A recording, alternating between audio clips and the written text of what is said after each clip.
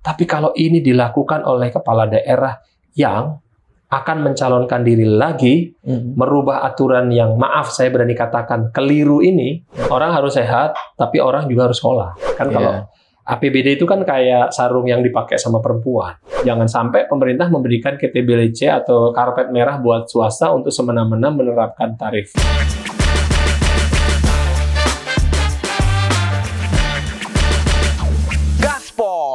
Ngebahas politik. Assalamualaikum, Rahmat Kurniawan hadir lagi di podcast Meja Redaksi Banten Raya. Teman-teman, hari ini saya ditemani oleh Wakil Ketua Komisi 5 DPRD Provinsi Banten, Bang Fitro Nur Iksan. Bang, apa kabar Bang? Ketemu lagi, udah lama ya. Lama sekali ya. Sekali ketemu, minta podcast. Bang, pengen ngobrol-ngobrol nih. Saya lihat status nih sering banget turun ke dapil. Ya, belakangan. Ngapain sih? Curiga saya nih. Sudah jadi kewajiban kita. Jadi kita kan punya waktu libur hari Jumat, Sabtu, Minggu, dan libur panjang waktu reses. Kita manfaatkan buat turun ke dapil, karena dapil saya lumayan luas. 35 kecamatan, 339 desa dan kelurahan, yang cukup menyita waktu dan tenaga kalau tidak kita cicil. Jadi 2 tahun setengah pasca pemilu, saya sudah 70% desa dan kecamatan yang sudah saya kunjungi, dan 100% tim saya sudah saya temui. Nah, ini menjadi PR kita, karena 2 tahun setengah ini menjadi momentum yang cukup baik, karena kita harus bertemu dengan semua mereka yang membantu kita pada waktu kampanye. Nanti jangan datang lagi pas pemilu. Datangnya mau kampanye doang ya. Harus disapa ya setiap hari juga ya maksudnya. Ya, karena memang kan demokrasi kita demokrasi perwakilan. Jadi saya dipilih oleh hampir 30.000 orang. Maka saya punya kewajiban untuk mencicil untuk bertemu dengan mereka, menyerap aspirasi mereka. Urusan pemilu 2024 itu urusan lain. Nah, kita harus bertempur lagi waktu kampanye. Tapi tugas kita adalah menyapa mereka dan menghimpun aspirasi mereka, dan juga menghimpun aspirasi masyarakat yang lain. Jadi yang utama adalah yang memilih kita, gitu. Karena kan demokrasi kita perwakilan. Terus yang nggak milih saya gimana? Sampaikan aspirasinya kepada yang milih. Kalau tugas konstituen ya itu. Makanya disebut konstituen. Tugas sebagai Komisi 5, kita tidak lagi bisa parsial, kita harus memiliki isu secara komprehensif yang menjadi isu kesejahteraan rakyat, semua harus kita suarakan, tidak melulu Pandeglang, Banten. Tapi kalau urusan aspirasi, karena demokrasi kita perwakilan, kalau di negara tertentu kan ada partai buruh, maka setelah terpilih ya yang dia harus kampanyekan buruh. Ada partai yang setuju dengan agenda LGBT, maka kalau dia dipilih oleh konstituen mereka yang LGBT, ya mereka harus memperjuangkan itu. Dan partai petani dan lain sebagainya. Sehingga inilah ruh dari perwakilan. Ya kan, kita wakil di sini. Nah, Bang Fitron kemarin nemuin warga apa aja yang didapat tuh? Aspirasi apa aja? Kalau secara sederhana kan, kalau masyarakat ditanya aspirasinya apa, kan pasti yang paling banyak muncul itu dari mereka adalah, Pak, sekarang kok kondisinya setelah COVID, selama COVID, ini persoalan ekonomi ya. Lalu persoalan infrastruktur. Kenapa infrastruktur? Karena memang anggaran pembangunan infrastruktur kita terbatas, karena pendapatan daerah juga terbatas gitu. Maka isu infrastruktur dan isu kesejahteraan rakyat ini memang menjadi isu utama yang di beberapa tahun ini, ya mungkin 2 tahun setengah ini banyak mengemuka. Dan ini menjadi catatan khusus buat kami untuk bisa diperjuangkan. Yang secara spesifik infrastruktur apa tuh? Jalan mana tuh? Jalan-jalan. Kalau jalan provinsi kan mayoritas sudah mantap ya. Meskipun ada beberapa jalan yang karena faktor iklim, hujan yang sering kemarin ini cukup besar sehingga merusak beberapa jalan, dan itu masih bisa diperbaiki di tahun ini. Lalu juga jalan-jalan kabupaten, jalan-jalan desa, ini banyak sekali yang rusak, dan ini menjadi perhatian kita. Di provinsi kan ada pembangunan jalan lingkungan, nah itu harus secara cermat anggota DPRD, Dapil Pandeglang, Dapil kabupaten kota yang lain untuk bisa memilih mana prioritas jalan yang mesti dibantu duluan. Kan kalau APBD itu kan kayak sarung yang dipakai sama perempuan. Sarung harus dipakai menutupi semuanya, tapi yang harus ditutup sama sarungnya banyakan yang harus ditutup, sehingga kalau ditarik ke atas, yang atas ketutup, yang bawah kebuka. Kalau dari ke bawah, yang bawah ketutup, yang atas terbuka. Nah ini kita harus tahu mana prioritas. Jangan asal kita bangun jalan, ya, tapi mana yang prioritas untuk mobilitas. Kan kalau mau dibangun semua secara bersama-sama di waktu yang sama kan nggak mungkin, anggaran kita terbatas. Maka mindset-nya harus prioritas. Itu yang harus disuarakan. Ya, dioptimalkan anggaran buat dapil kita lebih besar. Berapa anggota dewan dari dapil? 10. Totalnya 10. Nah, 10. Kalau 10 ini menyerap beberapa daerah secara tersebar, tentu akan merata ya? Ya. Itu yang harus sama-sama dibicarakan oleh kita. Jalan yang kondisinya belum terlalu parah ya nantilah tahun depan. Kalau udah parah banget ya dibangunlah sekarang. Kenapa mobilitas warga itu kan penting supaya ada mobilitas ekonomi. Nah, kalau di teori principle of population, manakala populasi satu bisa berinteraksi secara berkesinambungan, secara intensif dengan populasi yang lainnya, ini ekonomi kan akan hidup. Nah ini yang harus kita pikirkan. Jangan sampai ada daerah yang terisolir karena aksesibilitas mereka terhadap transportasi susah. Iya. Nah ini yang mesti kita dorong. Bedanya bicara infrastruktur 20 tahun yang lalu dengan hari ini tuh pasti beda. Kalau 20 tahun yang lalu orang nggak pada punya kendaraan. Iya. Hanya bisa dihitung jari di satu desa punya motor. Jadi transportasi umum itu menjadi primadona. Tapi hari ini ada shifting kan, ada disrupsi di mana transportasi pribadi itu jauh lebih banyak, even hanya 1 unit sepeda motor. Tapi itu juga cukup membantu gitu. Jadi orang tidak terkendala mobilitas dan tidak mengandalkan transportasi umum karena orang rata-rata punya kendaraan sepeda motor. Maka paling tidak aksesibilitas mereka terhadap akses-akses ekonomi, karena udah ada motornya harus fasilitasi.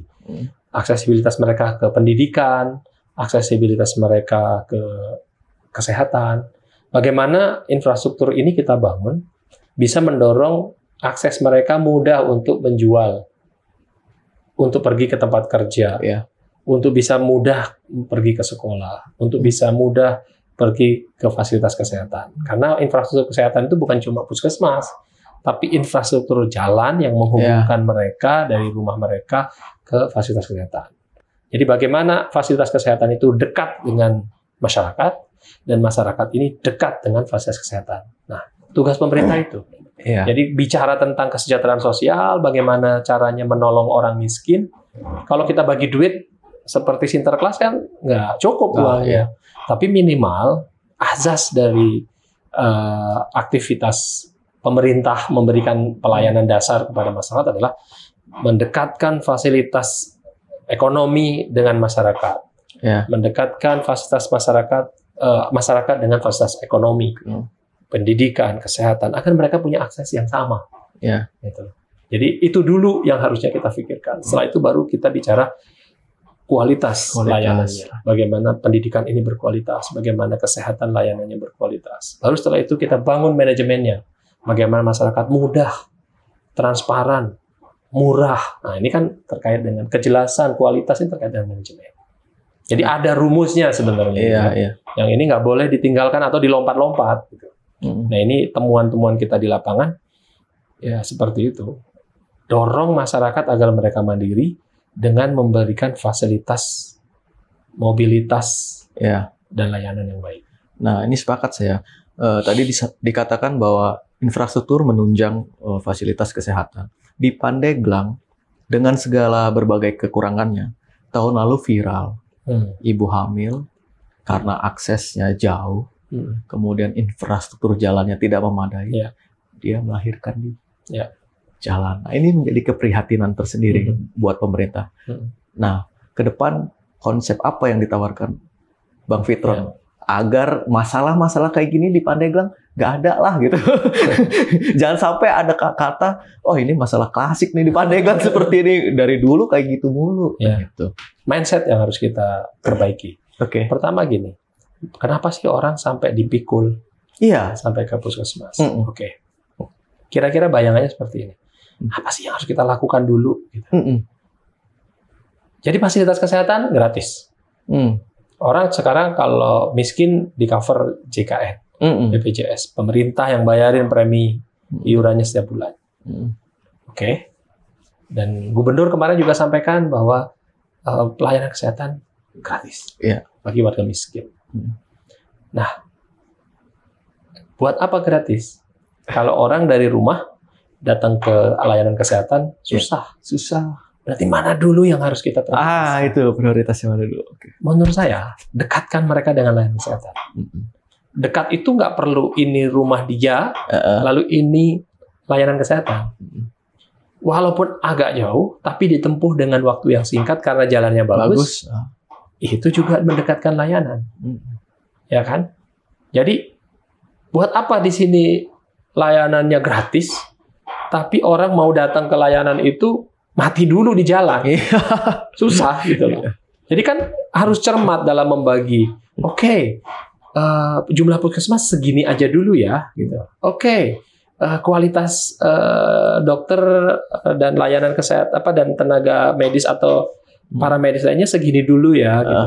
Tapi coverage dan mobilisasinya harus diperhitungkan gitu. Idealnya puskesmas itu ada berapa dulu, lalu kita bangun aksesnya gitu. Kalau aksesnya nggak ada, berarti kita mikirin ambulan ya, gitu ya. Ambulan mesti ada nih. Jangan sampai orang karena nggak ada transportasi umum, lalu kemudian mereka susah kan, harus pakai motor misalnya. Ambulan, oke. Kita kan ada dana desa. Nah, yang paling penting dari konsep pembangunan itu adalah koordinasi. Jangan sampai orang berpikir yang sama, tapi orang tidak berbagi peran apa yang harus dilakukan. Kan secara vertikal ada kewenangan-kewenangan pusat ini, provinsi ini, kabupaten kota ini, desa ini. Nah, kalau koordinasinya bagus, kita bisa berbagi peran. Mungkin kita tidak bisa memuaskan orang secara memuaskan di satu waktu, tapi paling tidak standar kepuasannya itu dibikin meningkat gitu. Ya kan? Jadi masalah akses ini adalah transportasinya nggak ada. Oke, berarti tugas siapa? Tugas dana desa misalnya buat nyediain ambulan desa misalnya. Ini masalahnya ada jalan. Ini jalan mana? Jalan kabupaten. Oke, nggak cukup anggaran saya Pak. Ini buat jalan ini. Kan ada bantuan keuangan provinsi. Diramu, direncanakan, disampaikan kepada bupati. Bupati sampaikan kepada anggota DPRD provinsi, anggota Dewan Provinsi membahas di APBD. Ini waktunya Kabupaten Tangerang mengalah. Bantuan keuangan kalian sedikit dulu ya. Tangsel mengalah. Sekarang yang perlu banget di tahun ini karena isu kesehatan menjadi sangat penting ini Kabupaten Pandeglang dan Lebak dan Serang. Ayo kita bantu 3 kabupaten ini. Kan bisa seperti itu. Tapi kalau tidak ada koordinasi yang baik, semuanya ingin membangun, yang ada nanti kan disparitas, kesenjangan. Sementara satu daerah nanti secara pembangunan meningkat, satu daerah pembangunannya menurun. Kan kita provinsi, dan provinsi ini kan bukan kabupaten yang ke-9. Bagaimana kita bisa melakukan pemerataan pembangunan dengan mengurangi kesenjangan itu kan ada di provinsi, Pak. Kabupaten mana ini yang nggak mampu untuk mengatasi isu-isu dasar? Yuk kita tolong bareng-bareng. Mungkin 1 tahun, 2 tahun, 3 tahun kesenjangannya makin berkurang. Baru setelah itu, apa isu-isu untuk peningkatan kualitas di kabupaten provinsi yang udah maju? Itu kan juga bisa secara bergiliran kita bantu gitu loh. Jadi jangan mempertajam kesenjangan. Pembangunan kita utamakan di layanan dasar itu secara merata, bareng-bareng, yang nggak nonjok kalau uang 10 miliar dikasih ke Pandeglang. Kasihlah sekali-kali Pandeglang 300 miliar gitu. Kasihlah sekali-kali Kabupaten Serang 300 miliar. Kasih sekali-kali Kabupaten Lebak 300 miliar. Sisanya kabupaten kota yang lainnya. Mungkin isu ini akan sangat sensitif. Bicara soal pemerataan dan keadilan pembangunan itu kan nggak harus sama. Mana dulu sih ini asas gotong royong kan di sini. Gotong royong itu atau merelakan terlebih dahulu tahun ini anggarannya nggak ke Tangsel, merelakan tahun ini anggarannya nggak banyak ke Kabupaten Tangerang, ke Kota Tangerang. Utamakan daerah-daerah yang secara pemerataan dan kesenjangan ini mesti dikikis. Pertanyaannya kapan 300 miliar itu direalisasikan? Mau dikasihnya. Sekarang kan lagi turun ya. Mereka lagi. Ya itu tadi kita harus membelanjakan hal-hal yang bersifat fundamental dan prioritas. Kalau orang dikasih uang 14 triliun di APBD, kan mau buat belanja apa? Ngabisin aja gampang. Tapi yang harus dilakukan secara cermat, 14 triliun itu digunakan untuk skala pembangunan yang prioritas. Tapi gini, kira-kira bakal menimbulkan kecemburuan nggak bagi daerah lain kalau ada yang ini gede nih, 3 daerah kok gede, 300, gua cuma dikasih 50 miliar misalkan. Pemimpin itu kan negarawan. Yang paling penting itu gubernur mampu menjelaskan bahwa kenapa terjadi perbedaan anggaran ini, karena ini. Kumpulin bupati wali kota dan dia sampaikan. Bupati wali kota kan pemimpin, mereka juga negarawan, mereka pasti menerima. Tapi kalau itu nggak pernah dilakukan, kita cuma mikir nanti jealous gitu, nanti merasa. Pemimpin itu negarawan. Kalau gubernur mampu menjelaskan visinya, bupati wali kota pasti juga bisa terima karena mereka juga negarawan. Ngobrol. Kalau nggak pernah ngobrol, gimana? Kalau nggak pernah ngobrol, apa yang bisa kita sampaikan? Apa yang bisa disepakati? Apa yang bisa dinegosiasi?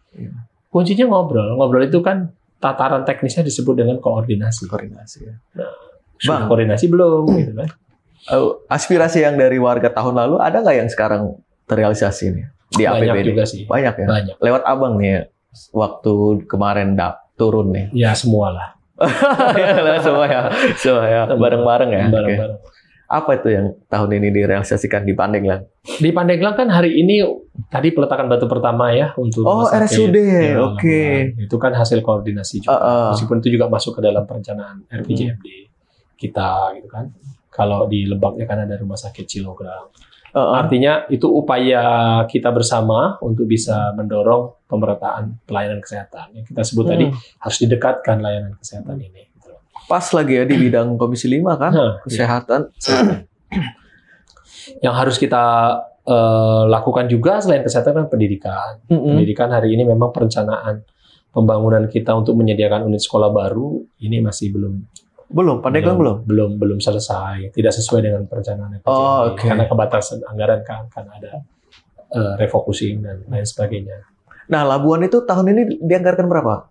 Nggak hafal saya. Tapi yang jelas hari ini udah peletakan batu pertama, tahun ini insya Allah kita punya rumah sakit. Karena bangunan lamanya kan sudah ada, tinggal diserah terimakan kan.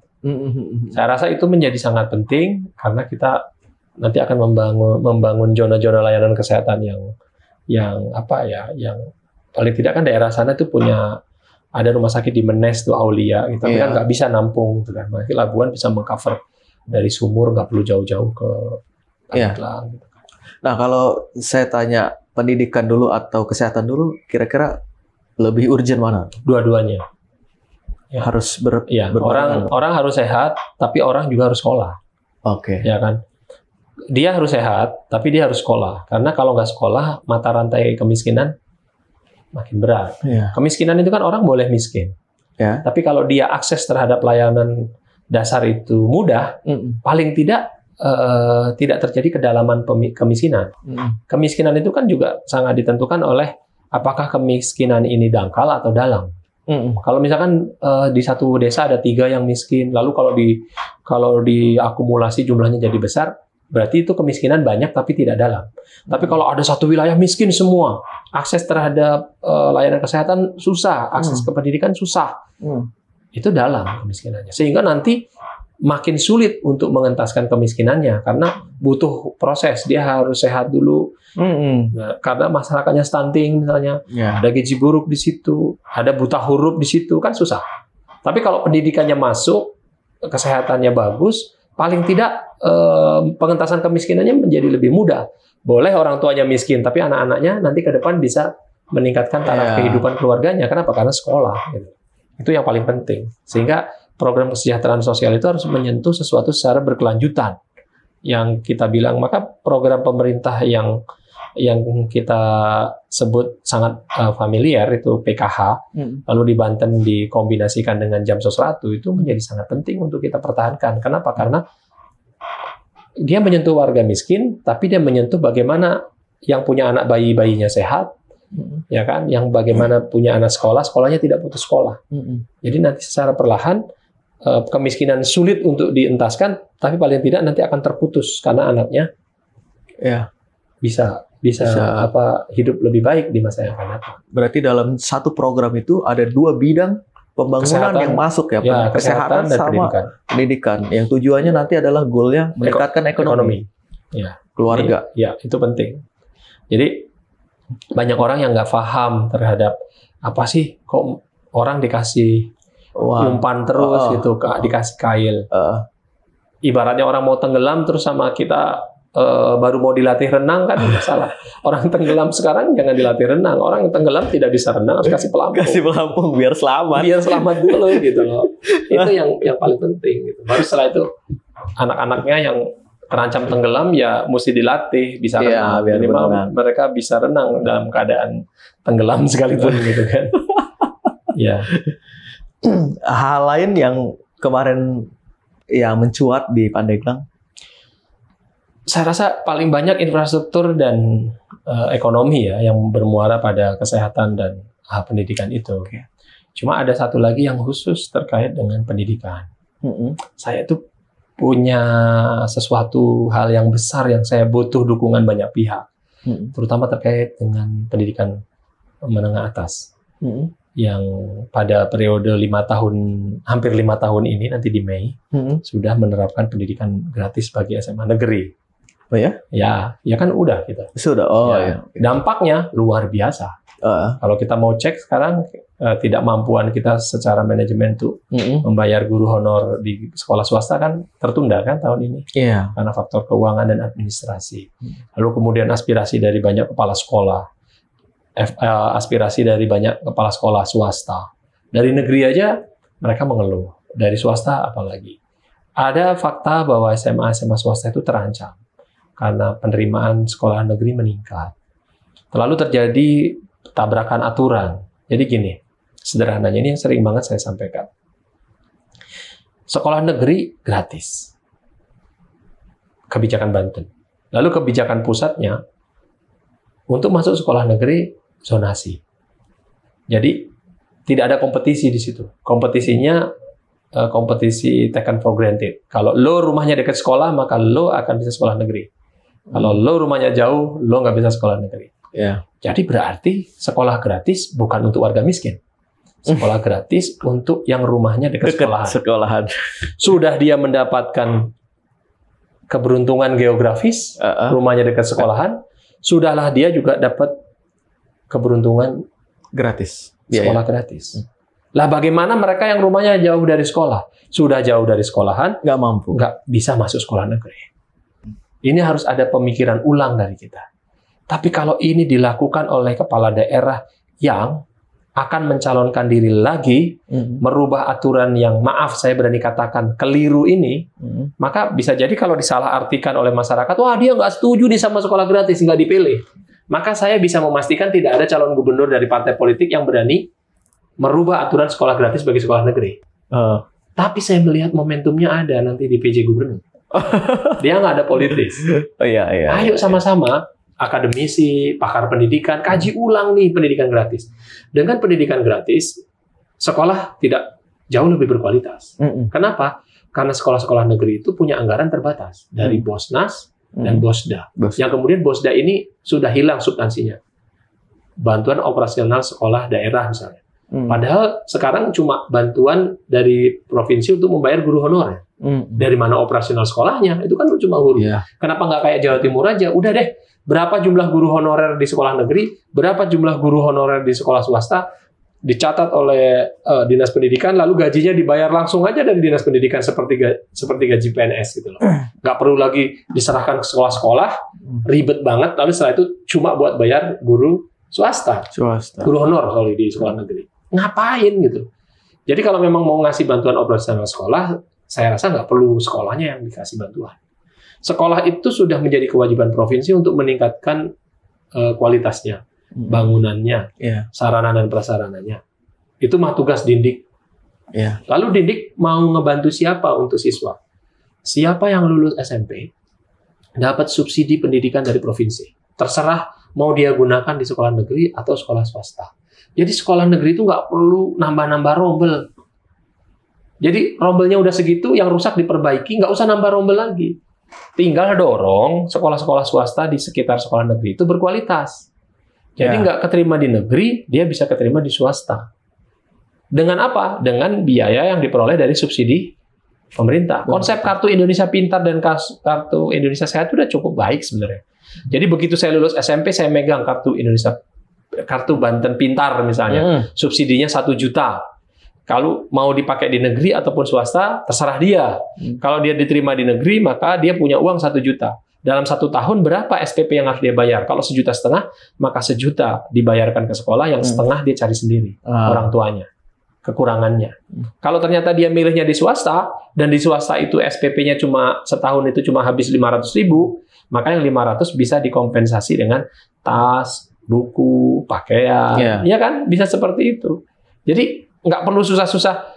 Yang gratis di negeri doang. Nanti yang ke sekolah bawa mobil gratis. Yang sekolah bawa motor gratis, yang orang kaya gratis, yang miskin gratis, nggak bisa kita ukur. Tapi kalau kita sekolah nggak gratis, tapi semua yang lulus SMP tidak ada alasan tidak melanjutkan ke sekolah, dapat subsidi dari pemerintah. Kalau yang disubsidi ternyata masih nggak mampu karena SPP-nya jauh lebih tinggi, maka ditambah klausul. Yang miskin, yang memegang Kartu Indonesia Pintar, maka mereka gratis 100%. Kan jadi uangnya jumlah yang sama tapi bisa menolong orang yang lebih banyak. Kalau gratis tidak tepat sasaran, dan itu yang terjadi sekarang.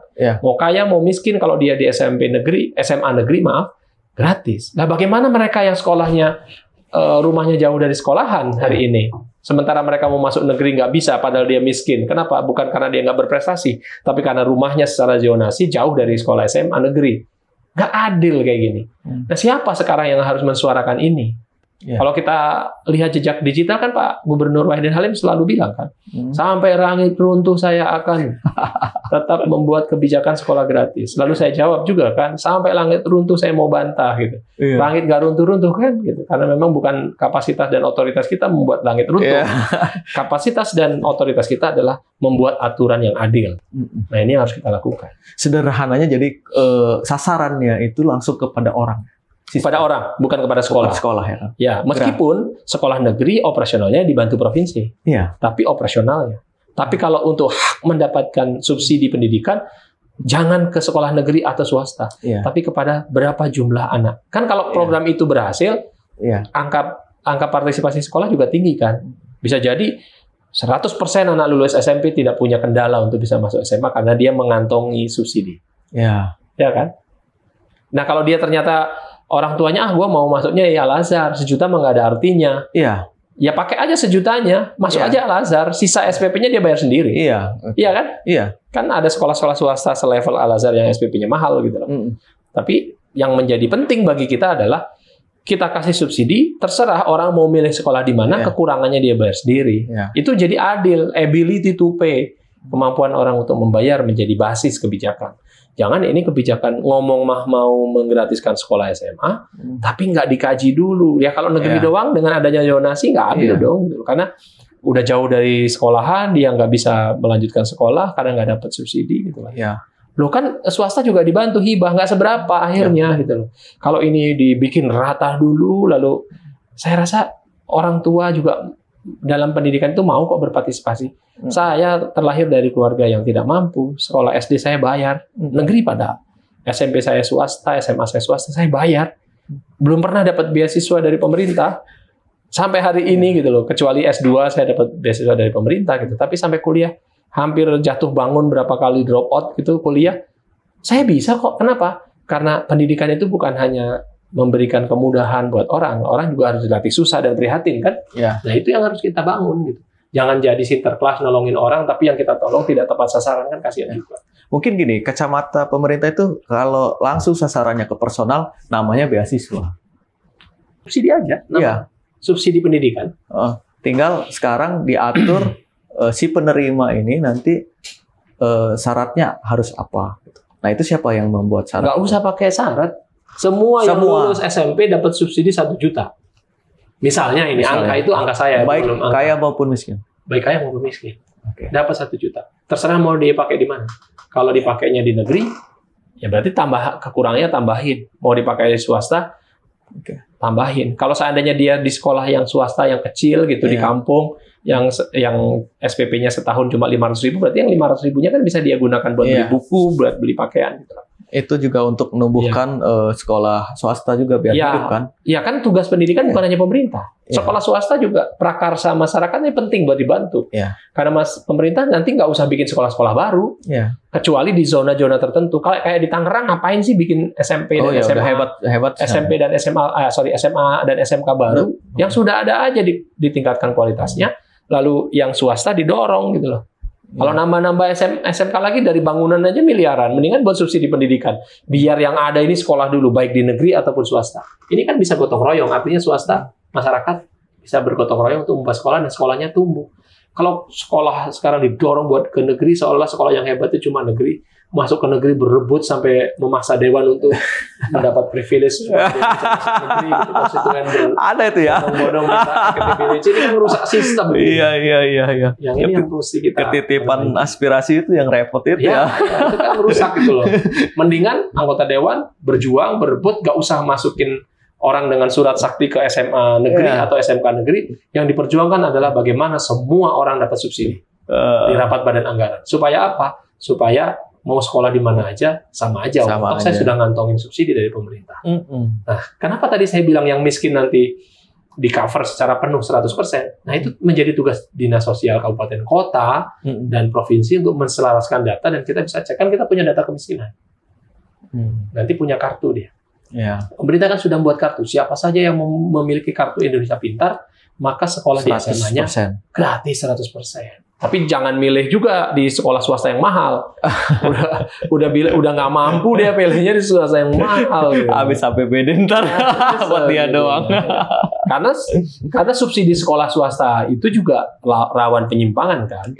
Jangan sampai pemerintah memberikan KTBLC atau karpet merah buat swasta untuk semena-mena menerapkan tarif yang mahal. Itu juga menjadi tugas kita bersama untuk mengkontrol, jangan aspek bisnis lembaga pendidikan ini menjadi terbuka lebar kerannya gitu ya. Yang ini harus dipantau. Jadi tinggal kita pantau aja kok. Yang penting bikin sistem.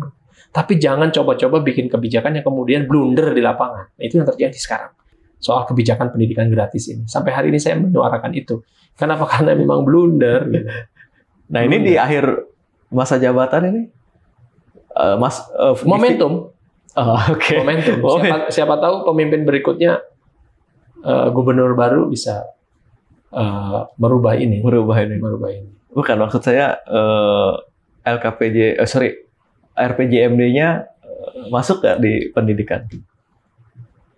Tercapai nggak RPJMD pendidikan di visi misinya Pak Gubernur dan Wakil Gubernur? Di semua sektor banyak yang tidak tercapai. Oh gitu. Iya, tapi postulatnya gampang. Kan COVID. Kan COVID. Jadi nggak apa-apa. Gitu. Nggak apa-apa, memang juga nggak apa-apa gitu ya. Kita kan hebat. Alhamdulillah dengan COVID kita bisa bangun stadion. Gitu. Iya bener. Bangun sekolah baru ya. Iya, sekolah baru kan RPJMD. Nah, itu penting nggak sih sekolah baru tuh? Penting. Cuma untuk daerah-daerah tertentu. Daerahnya harus tepat ya. Iya, harus tepat. Sekarang kan di Kabupaten Lebak tuh. Tepat itu ya. Daerah terpencil. Tepat. Tapi kurang aja, Pandeglang harusnya. Dapil Bapak. Ya, cukup sekarang kita bangun sekolah baru. Setelah itu berdayakan sekolah-sekolah swasta. Kita tingkatkan kualitasnya. Dan beri subsidi berbasis siswa, jangan berbasis sekolah. Ini akan disuarakan di gubernur yang akan datang atau? Ya, saya kan udah 5 tahun menyuarakan itu dan akan terus-menerus menyuarakan itu. Cuma jadi nggak populer. Kalau rekaman ini dipotong kan di podcast ini ada yang motong, pas banget gitu. Wah ini nggak membela pendidikan, menolak pendidikan gratis yang seperti apa dulu gitu loh. Saya butuh banget ini akademisi, pakar pendidikan mengkaji kebijakan ini supaya ke depan bisa diperbaiki. Bisa diperbaiki. Ini kan penting untuk menyelamatkan dunia pendidikan. Baik itu secara kualitas maupun pemerataan. Supaya uang yang sudah digelontorkan nggak sia-sia ya? Ya, itu dia. Manfaatnya lebih terasa personal. Oke, selain itu Bang Fitron, apa lagi? Ada lagi nggak yang ingin disampaikan? Terkait tadi lah, fokus aja tadi ke harapan soal beasiswa yang ingin dirubah tadi. Apakah butuh perda? Perda udah ada. Oke. Perda pendidikan. Tapi sampai hari ini kita sudah bahas, kita sudah fasilitasi Kemendagri, tinggal di meja gubernur untuk diterbitkan menjadi perda di paripurna. Di dalam perda memuat yang ini tadi nggak? Iya. Ada. Perda yang sudah kita bahas di DPRD itu mengeliminasi pergubnya. Kan dia keluarin pergub sekolah gratis kan? Lalu kita bandingkan dengan dikeluarkannya perda. Harusnya perda ini disahkan, maka pergub tidak berlaku. Karena bertentangan dengan perda. Tapi perdanya di meja gubernur sampai hari ini tidak bisa diusulkan ke Kemendagri. Udah Kemendagri tidak bisa diusulkan ke DPRD untuk segera diparipurnakan. Kenapa? Ya nggak tahu. Ini perda inisiatif ya? Inisiatif. Berarti inisiatif DPRD. Biasanya kan pergub itu turunan dari perda. Iya, kan mereka punya pergubnya dulu tuh. Untuk sekolah gratis. Oke. Dan kita merevisi dengan adanya perda baru ini itu tereliminasi. Iya. Berarti gubernur harus bikin perda baru. Pergub baru. Ya perdanya jadi nggak mau sahin. Ada pertanyaannya ada apa nih? Gue penasaran nih. Iya, kan masih ada setelah P. Berarti turun ke dapil ini bukan dalam rangka ini ya? Kampanye. Enggak lah, masih jauh. Kalau kita tiba-tiba bicaranya kampanye padahal kita baru terpilih kemarin kan itu seperti mendoakan kita cepat selesai. Padahal amanahnya masih banyak yang belum kita bisa pikul gitu. Karena saya lihat, aktif banget ini Bang Fitron ini. Ya, saya di bulan kemarin fokus ke infrastruktur. Bulan sebelumnya ke isu pendidikan. Jadi saya pantau semua jalan-jalan di dapil yang prioritas. Selain menyerap aspirasi, berarti Bang Fitron datang ke sana juga untuk memberikan pencerahan dan pencerdasan masyarakat. Ya, kita upayakan semampunya untuk bisa melakukan itu. Jadi bagaimana kita bisa mendidik kader kita di bawah yang bisa menjadi kanal informasi dari kita. Kalau kita ada informasi kita share ke mereka, mereka bisa share ke masyarakat. Ini kan edukasi secara sistemik berkelanjutan. Jadi nggak harus kita selalu turut, tapi terjadi komunikasi yang baik antara tim-tim sukses kita kemarin sehingga kalau ada informasi penting agar masyarakat bisa tahu, itu kan harus terus secara berkala kita bina. Kan kita nggak bisa melakukan. Bayangkan ada 339 desa, ya kan? 339 desa. 1 tahun itu ada berapa hari? 360 hari. 60 hari. Kan kalau setiap hari turun aja nggak kelar-kelar. Makanya butuh tim tadi ya. Ya kan? Itulah disebutnya jejaring ya. Jejaring. Ya. Karena jumlah desanya 339, jumlah hari 360 hari. Masih ya ada sisa sih. Cuma apa iya kita turun tiap hari? Kan kita harus ngantor. Betul. Kalau kita nggak turun sama sekali ya nggak mungkin. Saya untuk menyelesaikan jumlah desa itu butuh berkeringat-keringat gitu kan. Ujung-ujung. Ujung jalannya lumayan berat dan itu memprihatinkan dan itu tanggung jawab kita kan. Itu. Kita yang dosa kan. Kalau sampai terabaikan ya. Iya. Ya saya udah ngakuin jumlah pahala saya sama dosa saya kayaknya banyakan dosa saya. Saya doakan semoga nanti dengan banyak turun ke dapil dan nemuin masyarakat itu pahalanya nambah. Amin. Terus. Cuma saya nggak terlalu pede kalau dihisap kayaknya dosa saya banyak banget ini ya. Mengabaikan aspirasi masyarakat karena kemampuan kita di Dewan ini harus terus bisa belajar ya. Karena saya menyadari bahwa kemampuan saya belum memadai di DPRD ini. Bayangkan saya sampai merasa luar biasa ya. Jumlah hari saya aja tidak cukup untuk bisa nemuin mereka. Apalagi jumlah keluhan, aspirasi, kesedihan, tangisan mereka yang dipikulkan di pundak kita sebagai anggota DPRD Dapil Pandeglang.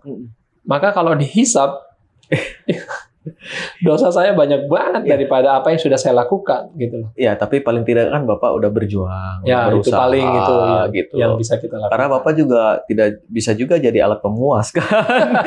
Harus semuanya terakomodir. Iya. Gitu. Makanya ya udahlah, paling tidak saya bisa nemuin tim saya yang udah bisa bantu saya. Semoga bisa menjadi bagian daripada instrumen kemandirian masyarakat. Karena nggak semua juga pemerintah yang harus lakukan. Masyarakat juga harus mandiri, muncul kemandirian dari dirinya untuk bisa membangun daerahnya, tidak harus mengandalkan pemerintah. Tapi pemerintah juga nggak bisa bilang begitu. Kalian mandiri tapi kami bisa support, bisa trigger, bisa memicu. Yang penting kemandirian mereka itu bisa difasilitasi. Saya mau minta satu dong, closing statement-nya. Closing statement? Iya dong. Terutama buat kepala daerah ya. Ya. tanda dalam kurung Pak Wahidin Halim. Kan kepala daerah ya Pak. Ya, Pak Wahidin sudah melakukan banyak hal. Ada banyak hal yang beliau bisa torehkan. Saya bisa kasih nilai beliau 9,9. Okay. Ya kan? 9,9 untuk infrastruktur. Jadi dengan kepemimpinan beliau, Pak Wahidin Halim dan Pak Andika Hazrumi, infrastruktur Provinsi Banten cukup baik. Juga baik. Masih ada PR di dunia pendidikan dan kesehatan. Kesehatan sudah cukup baik. Kita punya rumah sakit 8 lantai. Wow. Yang saya selalu bilang, bagus itu kalau rumah sakit itu dikasih nama Andika Hazrumi. Lalu stadion itu dikasih Stadion Internasional Stadium Wahidin Halim. Gitu kan?